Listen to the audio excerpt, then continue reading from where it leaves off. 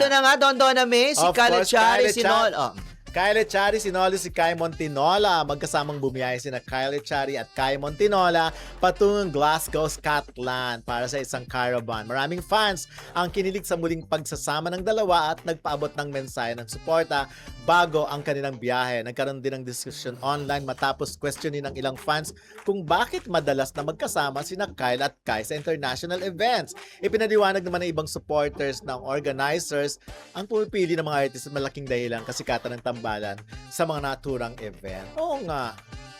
Well, okay lang. Wala akong ibang masasabi kasi hindi mo naman alam kung ano bang estado nitong dalawang ito. Si Kai na 'di ba, na nalilink kay Andres. Tapos si Kyle naman tahitahimik ngayon.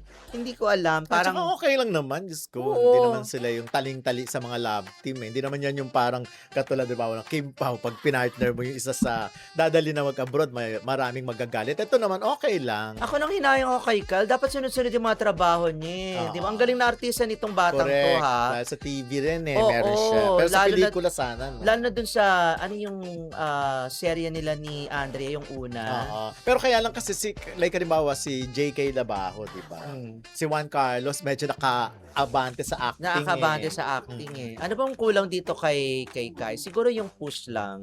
Sa TV naman, Kyle okay Palacay. siya.